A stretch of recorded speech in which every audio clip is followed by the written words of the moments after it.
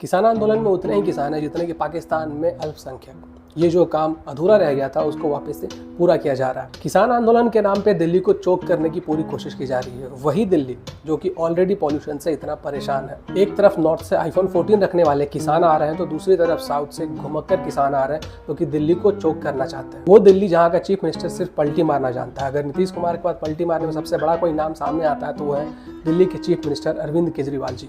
राम मंदिर में मेरे राम नहीं बसेंगे ये कहकर वापस से पलटी मारने वाले अरविंद केजरीवाल जी राम मंदिर पहुंच गए और तिलकधारी हिंदू बन गए। दिल्ली को चोक होने से बचाने के लिए जो पुलिस ने बैरिकेडिंग लगा है उसको हटाने के लिए इस बार के आंदोलन जीवियों ने ये किया है कि ट्रैक्टर्स को ही मॉडिफाई कर दिया है। वो आपने मीम देखा है ना, पुल्स आ गए पुल्स, उसमें जो हमारे सिख भाई होते हैं जो कहते हैं कि मॉडिफाई कराया है।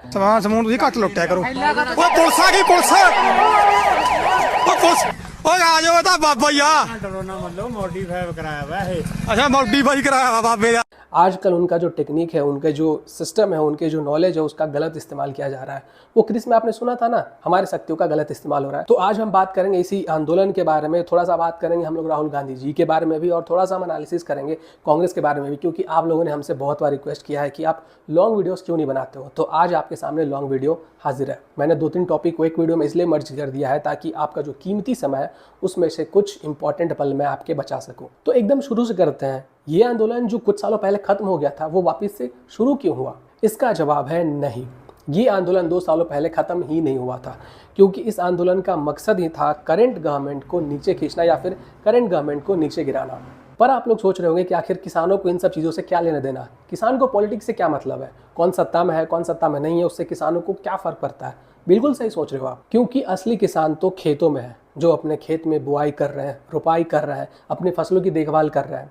ये जो आपको ट्रैक्टर्स को मॉडिफाई कराते हुए दिखाई दे रहे हैं ये है आंदोलन जीवी। ये एक नया प्रकार का जीव है जिसको कि सिर्फ आंदोलन करने में मजा आता है। यह जो आंदोलन अभी चल रहा है वो 100% प्योर पॉलिटिकल एजेंडा है। इस वीडियो को देखिए, आपको थोड़ा क्लैरिटी मिलेगा। के लिए तैयार था इस तानाशाह सरकार के खिलाफ।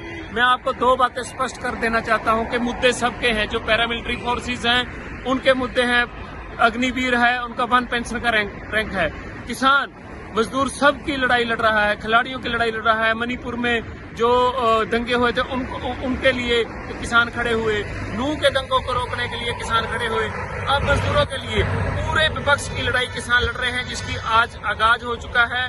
मैं आपको एक बात बता देना चाहता हूँ कि इतिहास रहा है, चाहे वो अन्ना आंदोलन हो, चाहे वो चंपारण का आंदोलन हो, चाहे गुरु का बाग का मोर्चा हो, चाहे चापियों का मोर्चा हो।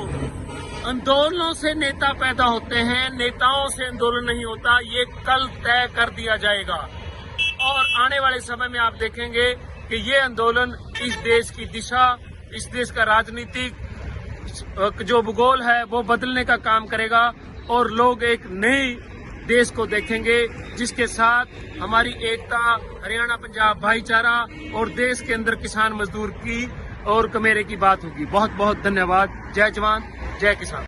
तो इस वीडियो के पीछे जो लोग हैं ना उनके बारे में थोड़ा डिटेल में आपको बताता हूं ताकि आपको और क्लैरिटी मिलेगा कि आखिर इस आंदोलन के पीछे ये जो आंदोलन जीवी हैं उनके कनेक्शन कहाँ है और इस आंदोलन के पीछे आखिर लोग कौन शामिल है। 16 नवंबर 2023 को दीपेंद्र हुड्डा जो कि हरियाणा कांग्रेस के एक लीडर है, वो फार्मर्स प्रोटेस्ट के प्रोमिनेंट फेसेस जैसे कि रमनदीप सिंह मान से मिलकर एक मीटिंग ऑर्गेनाइज करते हैं और इसके कुछ दिनों के बाद रमनदीप सिंह मान एक फार्मर रैली ऑर्गेनाइज करता है और इस तरफ दीपेंद्र हुड्डा जी भी रैली ऑर्गेनाइज करते हैं।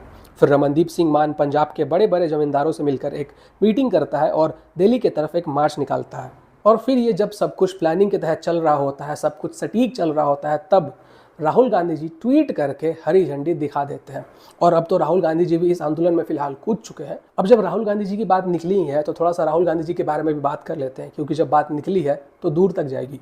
राहुल गांधी जी, क्या आपको पता है कि आप इलेक्शन बार बार क्यों हारते हो सकता है आपके पार्टी के जो वर्कर्स हैं, आपके पार्टी के जो लीडर्स हैं वो आपको नहीं बताते हो, बट मैं आपको बताता हूँ कि आप इलेक्शन बार बार क्यों हारते हो। आप बार बार इलेक्शन इसलिए हारते हो क्योंकि आप सिर्फ अडानी अडानी चिल्लाते रहते हो। अडानी अडानी चिल्लाने से कोई इलेक्शन नहीं जीतता है, क्योंकि आपका जो प्रतिद्वंदी है वो अडानी नहीं है बल्कि आपका प्रतिद्वंदी बीजेपी है। काम करना पड़ता है तब जाकर लोग वोट देते हैं। कांग्रेस और राहुल गांधी की जो कुछ गलतियां हैं वो मैं आपके सामने रखना चाहूँगा। 2018 के विधानसभा चुनाव में कांग्रेस ने सरगुजा संभाग में 14 सीटें जीती थी, लेकिन अगली बार जब 2023 में इलेक्शन होता है तो ये 14 के 14 सीटें कांग्रेस हार जाती है।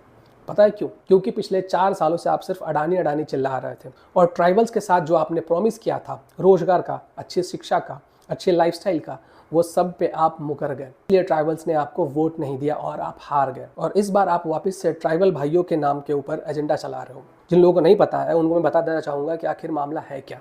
छत्तीसगढ़ में हसदेव फॉरेस्ट है और हसदेव फॉरेस्ट के अंदर कोल माइंस है। तो हसदेव PEKB माइंस को स्टार्ट करने की सबसे पहली हरी झंडी आपके गवर्नमेंट ने दी थी 2007 में।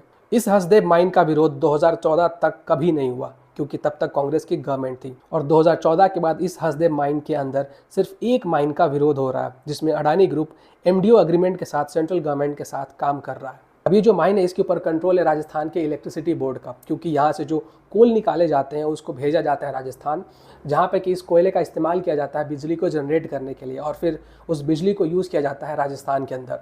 और सिर्फ अडानी और करंट गवर्नमेंट को टारगेट करने के लिए इसके ऊपर प्रोपेगेंडा किया जा रहा है। क्योंकि जब राजस्थान के अंदर कांग्रेस की गवर्नमेंट थी और छत्तीसगढ़ के अंदर भी कांग्रेस की गवर्नमेंट थी, तो दोनों के बीच में कई बार वार्तालाप हुए। 9 बार रिक्वेस्ट मांगा गया और 9 बार रिक्वेस्ट अप्रूव किया गया। राहुल गांधी जी, आप मॉडिफाइड ट्रैक्टर्स के ऊपर बैठकर अडानी अडानी चिल्लाते हुए दिल्ली को चोक करने के लिए दिल्ली की तरफ आगे बढ़िए। कांग्रेस के सपोर्टर्स आपके साथ हैं, क्योंकि मैं तो नहीं हूँ। राहुल गांधी जी, अभी भी समय है, आप अपने प्रतिद्वंदी को देखो और उससे कुछ सीखो। एक तरफ जहाँ पे कि मोदी के साथ इतने बड़े बड़े लोग खड़े हैं, बाहर के इतने बड़े बड़े एंटरप्रेन्योर्स खड़े हैं, CEOs खड़े हैं, वहीं पे दूसरी साइड आपके साथ कौन खड़ा है? आपके साथ वो लोग खड़े हैं जिनमें से किसी का हाथ खून से रंगा हुआ है, किसी ने बहुत बड़ा स्कैम किया है, किसी ने बहुत बड़ा घोटाला किया है, तो किसी ने लोगों से पैसे इस नाम पे लिए कि वो लोगों की हेल्प करेगी, लेकिन उन पैसों को अपने बैंक अकाउंट में ट्रांसफ़र कर दिया। तो कहीं पे वो व्यक्ति खड़ा है जो कि देश विदेश में अलग अलग कंट्रीज़ को बर्बाद करना चाहता है, जैसा कि जॉर्ज सोरस। हमारे देश में ऑपोजिशन का एक महत्व है, क्योंकि स्ट्रॉन्ग ऑपोजिशन एक अच्छी डेमोक्रेसी के लिए बहुत ज़्यादा ज़रूरी होता है। लेकिन अब मुझे लगता नहीं है कि नेक्स्ट इलेक्शन जब होगा तो वहाँ पे आप लोग ऑपोजिशन के रूप में सर्वाइव कर भी पाओगे या नहीं। पंजाब में पहले कांग्रेस की सरकार थी, उसके बाद आम आदमी पार्टी की सरकार आई और शायद इसीलिए ये सब कुछ इतनी आसानी से हो रहा है। पिछली बार जो हुआ वो कांग्रेस के राज में हुआ, इस बार जो हो रहा है वो आम आदमी पार्टी के राज में हो रहा है। एक स्ट्रॉन्ग ऑपोजिशन बनने के लिए या कम से कम ऑपोजिशन बनने के लिए आपको स्ट्रॉन्ग मुद्दों के ऊपर सेंट्रल गवर्नमेंट का घेराव करना पड़ेगा। सिर्फ अडानी अडानी चिल्लाने से और सिर्फ बेसलेस क्लेम दे देने से, बेसलेस एक्यूजेशंस लगा देने से आप कभी इलेक्शन नहीं जीत पाओगे।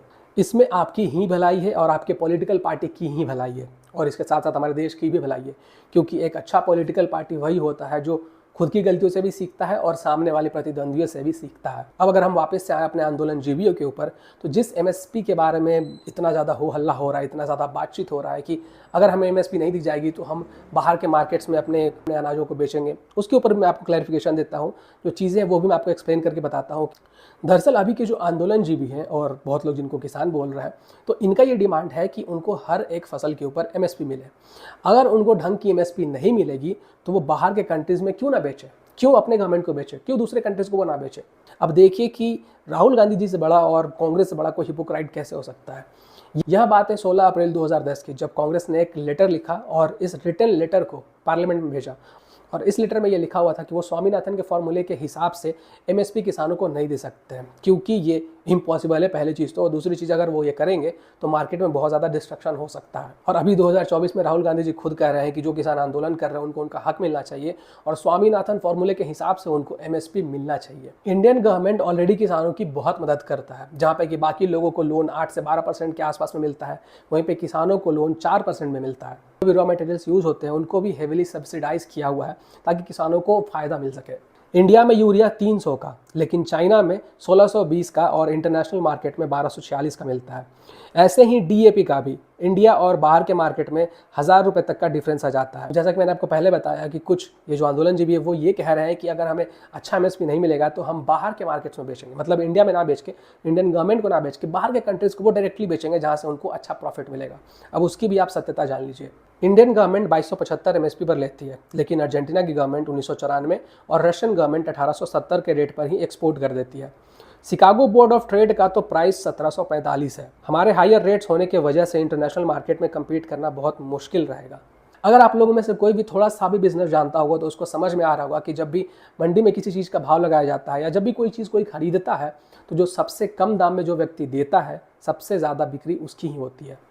अच्छा, बहुत सारे आपने वीडियोस ऐसे भी देखे होंगे जिनमें बहुत सारे जो आंदोलनजीवी हैं, जैसे मैं उनको आंदोलनजीवी कहता हूँ, बहुत लोग किसान कहते हैं, मैं क्यों नहीं कहता हूँ उनको किसान, वो मैं आपको किसी और वीडियो में बताऊंगा। फिलहाल ये जो आंदोलनजीवी उनके आपने बहुत सारे वीडियोस देखे होंगे, बहुत सारे फोटोज़ देखे होंगे जिनमें उनके खून गिर रहे हैं, किसी को चोट लग गया, किसी को पत्थर चोट लग गया, कोई ये कह रहा है कि उनको पुलिस वालों ने मारा है। उसकी सत्यता भी मैं आपको बताता हूँ।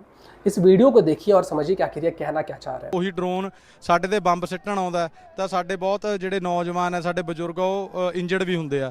ਸੋ ਅੱਜ ਅਸੀਂ ਉਹ ਜਿਹੜੇ ਪੱਥਰ ਕੱਲ ਮਾਰੇ ਸੀ ਉਹ ਸਾਡੇ ਹੀ ਕੁਝ ਬੰਦਿਆਂ ਦੇ ਆ ਕੇ ਸਿਰ 'ਚ ਵੱਜੇ ਆ ਤੇ ਅਸੀਂ ਫਿਰ ਉਸ ਦਾ ਇੱਕ ਸੋਲੂਸ਼ਨ ਲੈ ਕੇ ਆਂਦਾ ਕਿ ਅਸੀਂ ਜਿਹੜੀ ਟੈਨਿਸ ਬਾਲ ਹੈ ਅੱਜ ਅਸੀਂ ਇਹ ਟੈਨਿਸ ਬਾਲ ਨਾਲ ਜਿਹੜਾ ਹੈ ਉਹ ਡਰੋਨ ਨੂੰ ਨੀਚੇ ਗਿਰਨ ਦੀ ਕੋਸ਼ਿਸ਼ ਕਰਾਂਗੇ ਤਾਂ ਜੋ ਇਹ ਜੇ ਬਾਲ ਜੇ ਆ ਕੇ ਕਿਸੇ ਦੇ ਵੱਜੇ ਵੀ ਤਾਂ ਉਹਦੇ ਸੱਟ ਨਹੀਂ ਵੱਜੂਗੀ ਇਹ ਹੈ ਨਾ। ਇਹ ਟੈਨਿਸ ਬਾਲ ਆ ਸਾਡੀ ਤੇ रीयूज हो सकती है। तो इस वीडियो में ये जो व्यक्ति है वो ये कह रहे हैं कि जो ड्रोन हरियाणा के गवर्नमेंट ने उड़ाया था, जिसको यूज़ करके आंसू गैस फैलाने वाले थे, स्प्रेड किया जा रहा था, मतलब स्प्रे किया जा रहा था, तो उस ड्रोन को गिराने के लिए इनके जो लड़के थे, मतलब जो आंदोलन जीवी है, उन्होंने पत्थर उठा के उस ड्रोन के ऊपर मारा। आसमान में फेंकोगे तो गिरेगा आपके ही ऊपर ना, तो वही पत्थर वापस आके इन्हीं आंदोलन जीवियों के ऊपर गिरा, किसी के सर पे लगा, किसी के फेस पे लगा, किसी के कंधे पे लगा, किसी के पैर पे लगा और उनका शरीर टूट फूट गया। और फिर बाद में इसको ऐसा न्यूज़ बना दिया गया कि पुलिस ने इनकी पिटाई की है या फिर पुलिस ने इनके साथ ऐसा कुछ किया है कि इनको इतना मारा पीटा गया है, जबकि सत्यता आपके सामने है। ये लोग टेनिस बॉल लेकर आए हैं ताकि अगली बार जब ड्रोन आए तो वो लोग टेनिस बॉल से ड्रोन को मारें, ड्रोन गिर जाए, और अगर ड्रोन में बॉल नहीं लगता है और वापस से वो बॉल अगर उनके ऊपर भी गिरता है तो भी टेनिस बॉल के रबर के होने के कारण उन्हें चोट नहीं लगेगी। तो ये थी पूरी सत्यता इस पूरे आंदोलन जीवी की और हमारे राहुल गांधी जी की और कांग्रेस पार्टी की, जो कि कितने हिपोक्राइट है वो तो आपको दिख रहा होगा। मैंने आपको डेटा दिखा दिया, फैक्ट दिखा दिए। बाकी चीज़ें आपको जो क्लियर नहीं हुई है या जो चीज़ें छूट गई हैं वो हम लोग अगले वीडियो में ज़रूर कवर करेंगे जल्द से जल्द।